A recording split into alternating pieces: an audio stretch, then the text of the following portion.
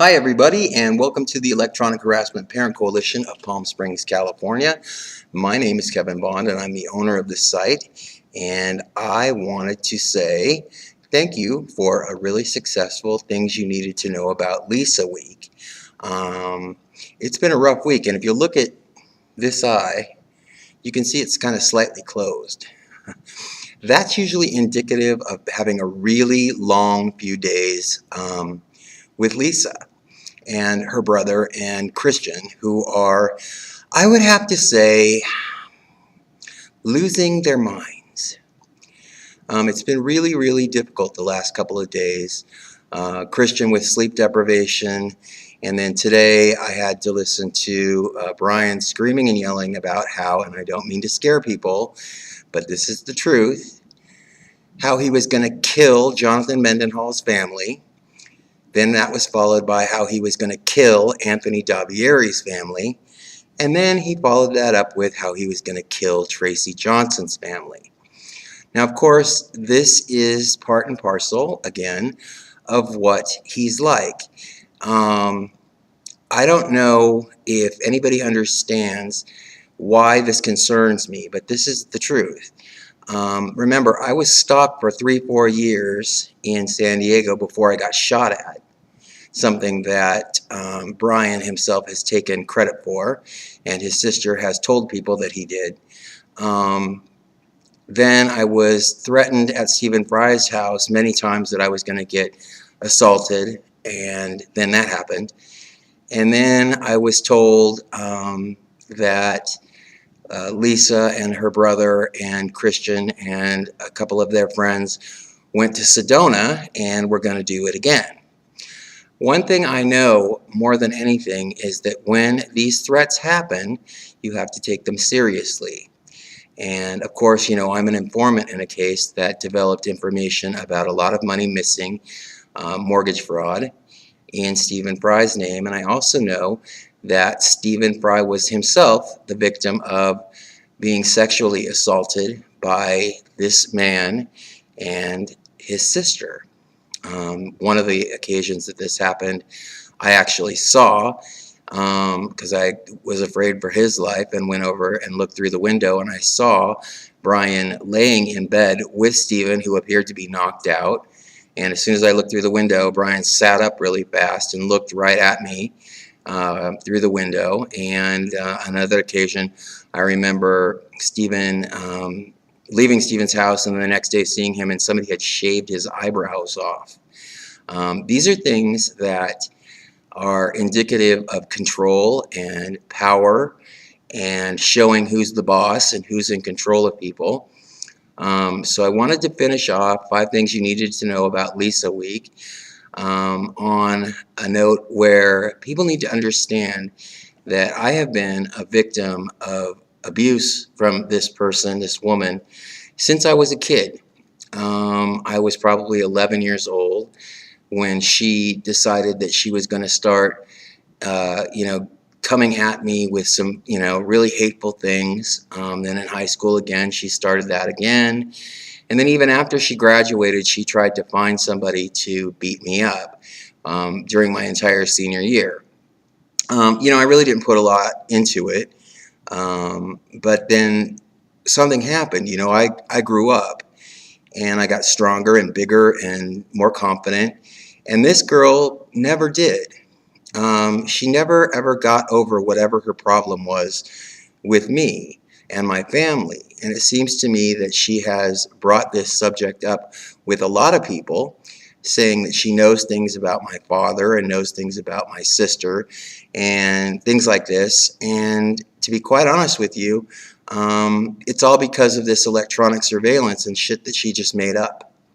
I'm pretty certain that she has spoken with many people about this, including police officers. One thing she and her family and everybody else needs to understand is that none of this involved me. I am really not involved in any of it.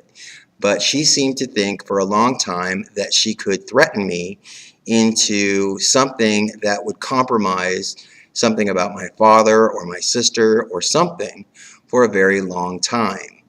Um, it's a shame. I mean, I have the greatest parents in the world, a great sister. I'm very, very fortunate in that I have a really great family. And I don't know why, but somewhere in her mind, she got it stuck that it was somehow her business to try to do something horrible to my family. And, we've been noticing some anomalies now with text messages on my niece's phones, on my niece's husband's phones. We've had break-ins at our houses ever since she's been in this area. And then there was, of course, the restraining order and subsequent warrant for my arrest, where a woman says that I'm obsessed with her, which is completely not the truth. I mean, you certainly don't see me going anywhere near any of her friends or her family or anything like this, save the few that I do know. And the only ones that I said anything to were people that we are personally involved with, my family. And all I said was that I'm an informant for the police, and if I was you, I would stay away from her. Subsequently, one of them got arrested for methamphetamine distribution.